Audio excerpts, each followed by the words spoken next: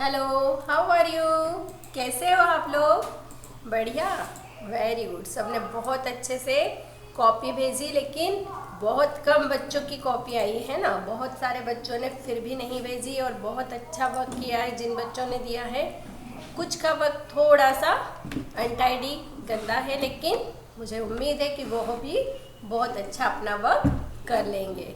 तो हमारी क्लास की शुरुआत आपको पता है कैसे होती है। सबसे पहले हम ईश्वर को याद करते हैं और धन्यवाद देते हैं। सभी अपनी आंखें बंद करें और अपने हाथ इस तरह जोड़ें और मेरे साथ दोहराएंगे।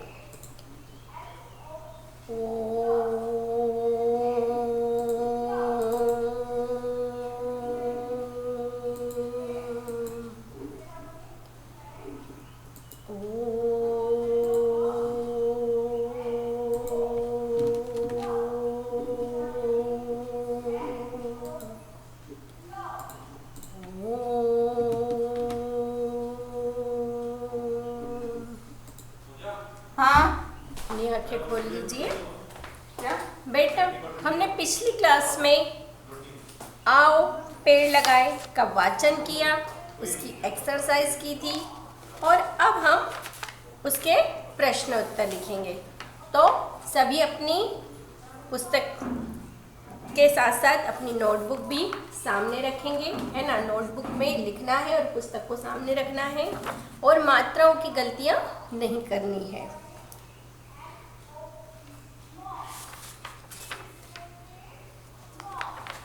सभी लोग हेडिंग डालेंगे प्रश्न उत्तर। क्या हेडिंग डालेंगे सभी लोग? प्रश्न उत्तर।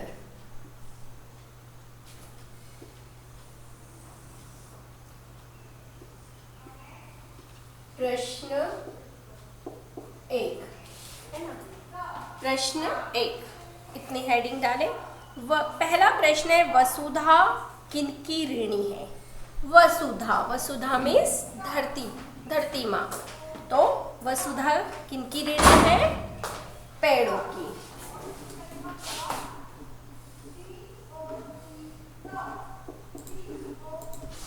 वसुधा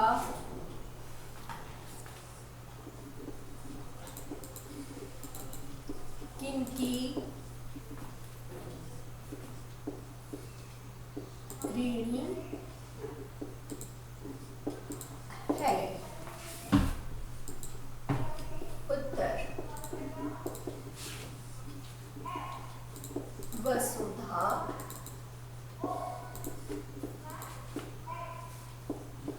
पेड़ों की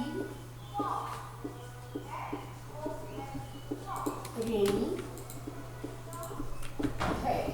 सभी 1 फिंगर डिस्टेंस लेंगे, राइटिंग सिंबल लिखेंगे, गोल गोल के लिखेंगे, प्रश्नवाचक चिन्ह और पूर्ण विराम का ध्यान रखना है आपको।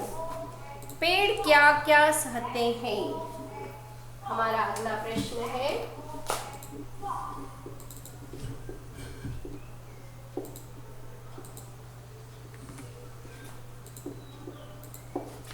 पेड़ क्या क्या सहते हैं?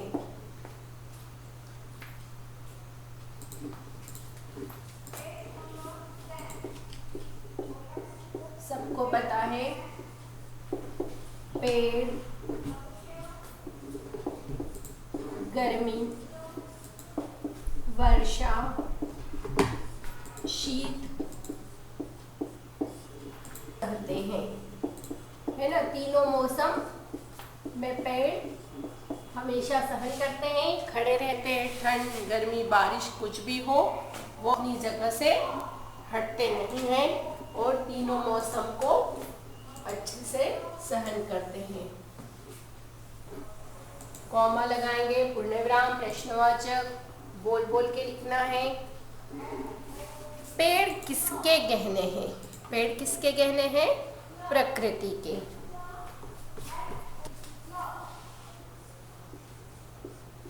प्रश्न 3,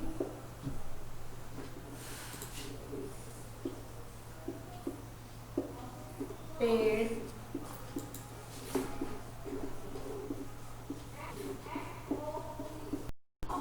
गहने हैं। उत्तर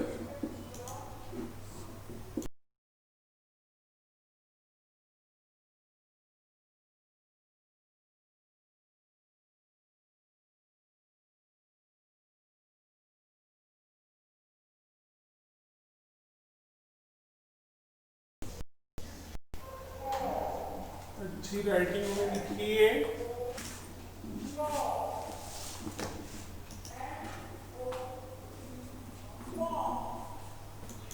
बोल बोल के लिखना है सबको। प्रश्नवाचक पूर्ण विराम, प्रश्न क्रमांक, उत्तर डालना न भूले। पेड़ हमें क्या क्या देते हैं? पेड़ हमें क्या क्या देते हैं? पेड़ हमें हवा, छाया, औषधि, ईंधन आदि देते हैं।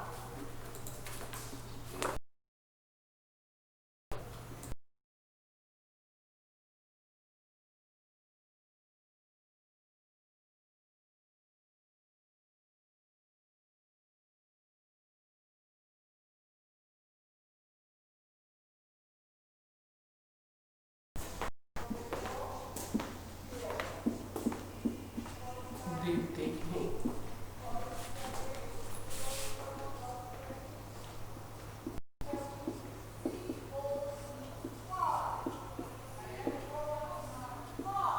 पेड़ हमें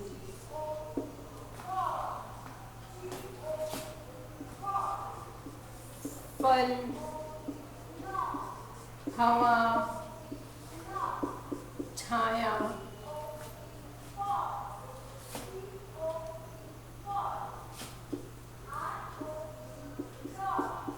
औषधि,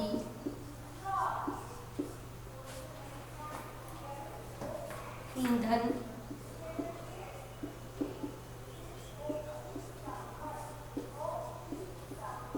देते हैं। आपको भी बोलना है, बोल बोल के लिखना है। 5 मिनट का समय दे रही हूँ, बोल बोल के लिखें आप लोग।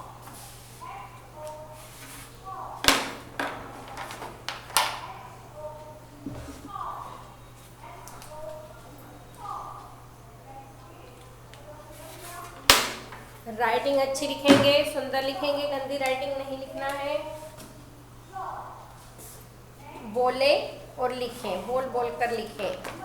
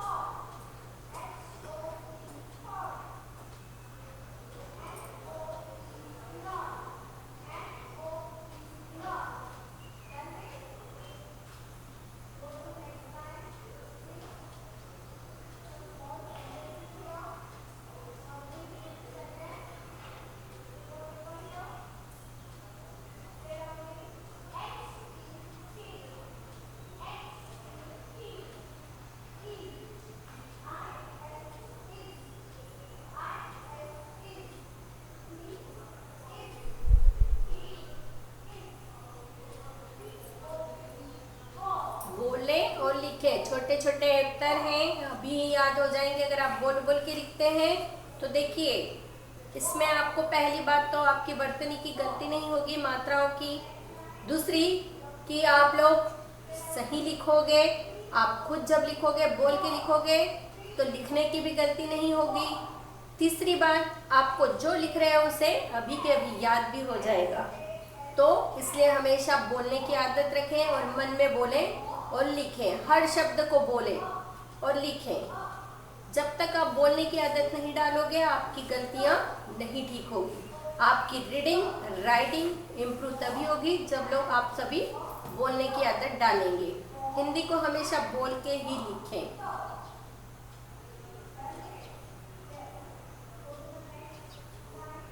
अक्षर सुंदर होने चाहिए। पूर्ण विराम, प्रश्नवाचक चिन्ह, हर चीज का आपको ध्यान रखना। एक प्रश्न उत्तर के बाद एक लाइन आपको छोड़ना है।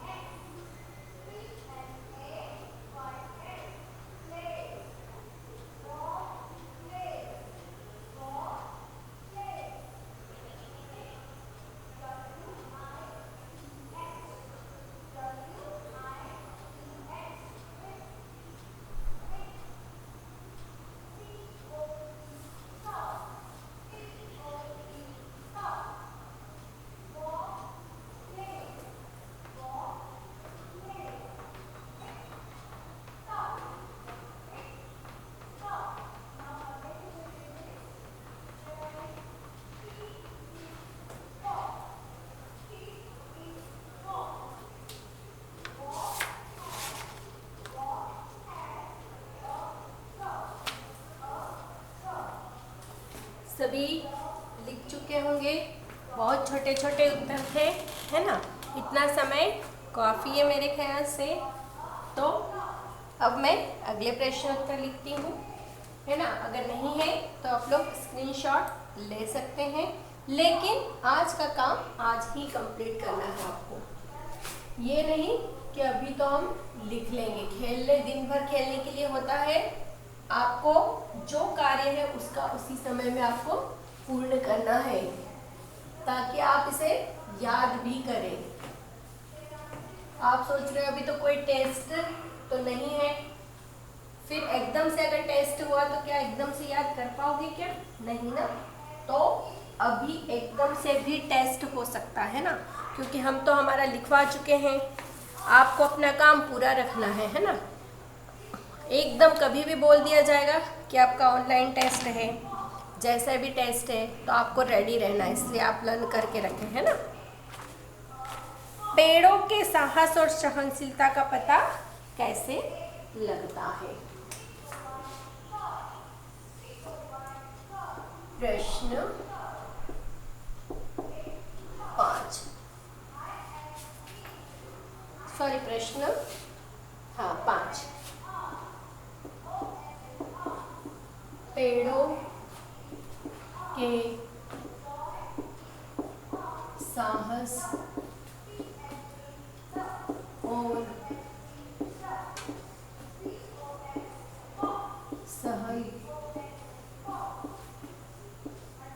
सहनशीलता का पता कैसे लगता है? पता कैसे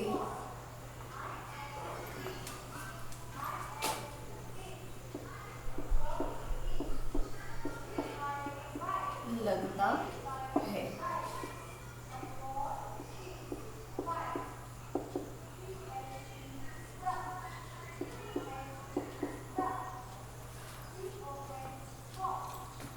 पेड़ों के साहस और सहनशीलता का पता। पेड़ों के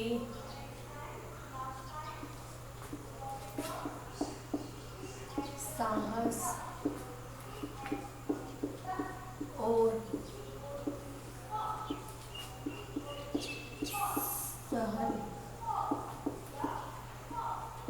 सहनशीलता का पता लू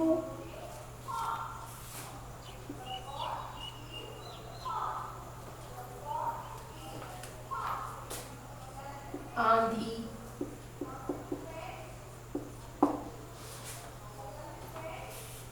तूफान आंधी आने पर, तूफान आंधी आने पर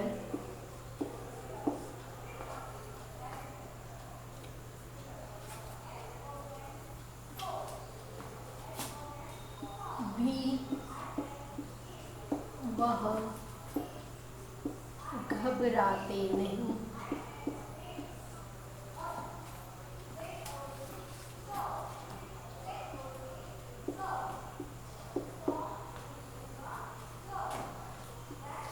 इससे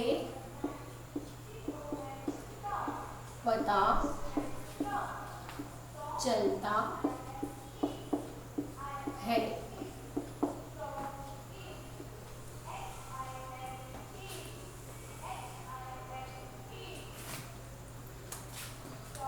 प्रश्न 6,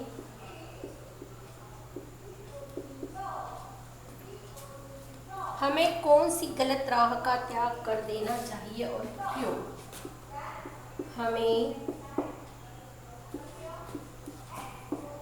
कौन सी गलत राह का त्याग कर देना चाहिए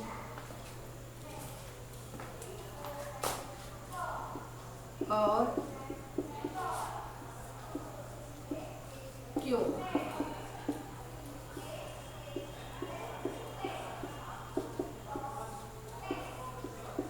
हमें पेड़ों की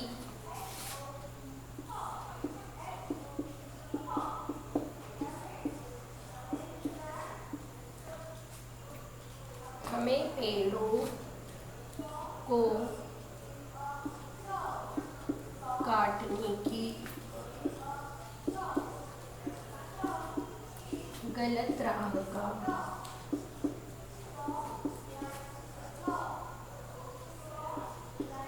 त्याग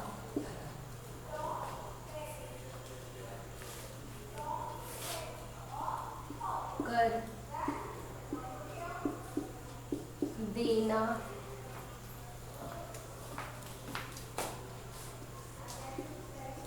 चाहिए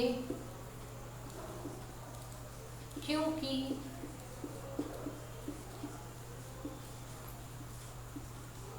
पेड़ प्रकृति के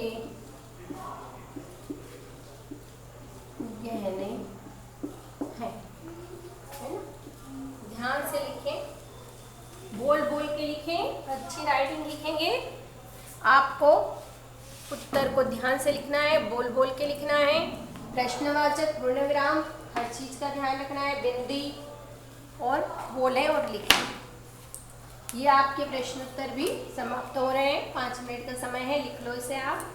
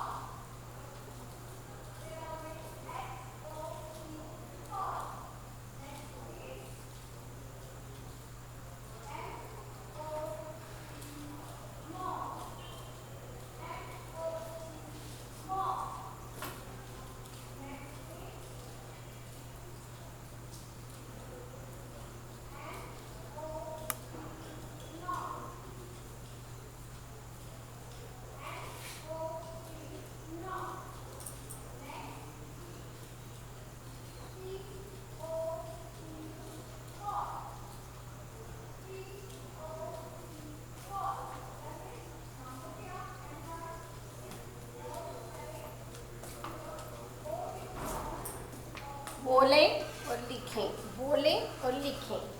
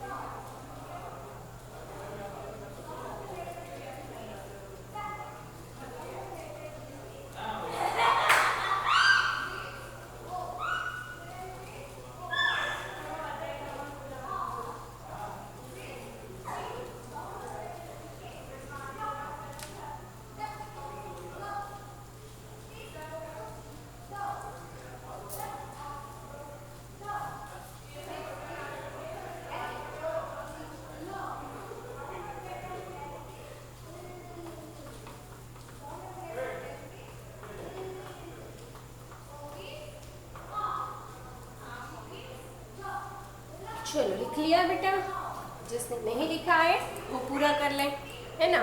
आपको पता है ना अभी सबको गणेश जी चल रहे हैं ना, बहुत से बच्चों के यहाँ गणेश जी लाते हैं। कुछ बच्चों ने मिट्टी के बनाए होंगे, जैसे कि मैंने बोला था कि आपको स्कूल में सिखाए हैं, तो हमें वो भूलना नहीं है, ऐसे बनाना है। कुछ बाजार से भी लाए होंगे तो कोई बात नहीं, है ना। और बहुत अच्छा लगता है गणेश जी, ऐसा लगता है जैसे हमारे यहाँ कोई मेहमान आए हों, और खूब मज़ा आती है ना। 10 दिनों में उनकी हम आरती करते हैं, पूजा करते हैं, और अच्छा अच्छा उनको प्रसाद बना के खिलाते हैं, लड्डू का, खीर का। बहुत पसंद है गणेश जी को। तो आपको मैंने पिछली क्लास में भी एक कहानी सुनाई थी गणेश जी की, इस बार एक और सुना रही हूँ। गणेश जी का देखो, एक बार क्या हुआ कि गणेश जी का जन्मदिन आया है। किस दिन आता है आपको पता है ना, गणेश चतुर्थी मीन्स उनका जन्मदिन उसी दिन होता है। तो गणेश जी का जन्मदिन आया, अब उन्हें खीर और लड्डू बहुत पसंद थे, तो उन्होंने माँ से कहा कि माँ आज मेरे जन्मदिन पे खीर और लड्डू ही बनाना। माँ ने कहा ठीक है बेटा, मैं बनाती हूँ, ऐसा करो बन रहा है तो जब तक तुम बाहर घूम आओ। तो उन्होंने कहा नहीं माँ, भूख लगी और कैसे घूमने जाऊँ, मुझे तो बहुत भूख लग रही है, तुम बना दो जल्दी जल्दी तो खाऊंगा, फिर घूमने जाऊँगा। तो उन्होंने कहा ठीक है, शांति रखो।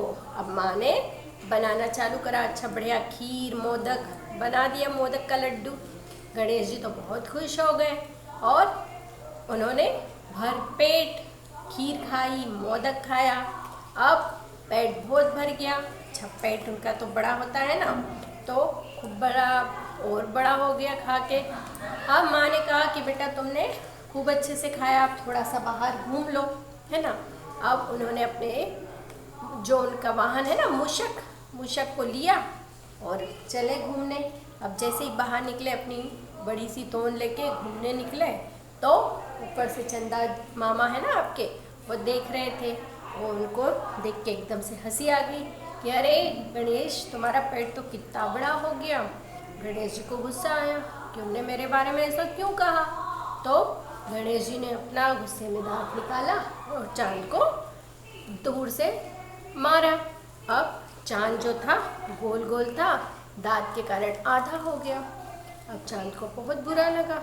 चांद ने कहा कि अरे मैं तो मजाक कर रहा था, तुमने मुझे अपना दांत मारा और मुझे आधा कर दिया।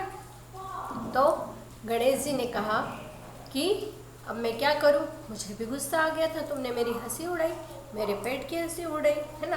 किसी की भी कभी हंसी उड़ाना चाहिए क्या, जो जैसा है भगवान की मर्जी से है। अब चांद ने कहा कि मैं कितना सुंदर था गोल गोल, अब तुमने तो मुझे आधा कर दिया, अब मैं क्या करूं।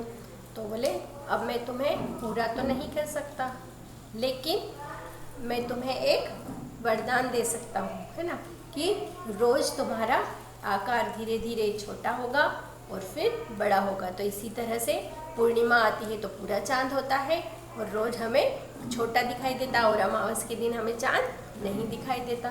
तो इस तरह से एक ये प्राचीन कथा है ना, किंवदंती बोलते हैं इसे, सुनी हुई है, हुआ होगा ऐसा। तो इस तरह भगवान ने उन्हें फिर वापस से उनका आकार दिया और जब से गणेश जी का एक ही दांत था तो उन्हें एक दंत कहा जाता है। तो इस तरह से गणेश जी की बहुत सारी कहानियाँ हैं, है ना। तो आप भी इन गणेश चतुर्थी में गणेश जी जब तक चल रहे हैं खोजो कहानियाँ और मैं भी सुनाओ और तुम भी सुनो।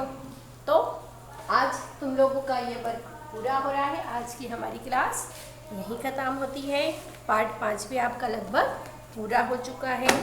अधिकतर बच्चों ने, बहुत से बच्चों ने कॉपियाँ दी है, बहुत से बच्चों ने नहीं दी है। तो जब अगली टर्न आएगी तो उन बच्चों को अपनी कॉपियाँ ज़रूर देनी है ना।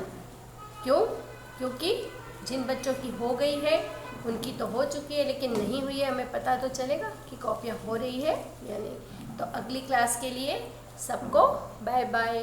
खूब अच्छे से एंजॉय करो गणेश जी में। Bye bye.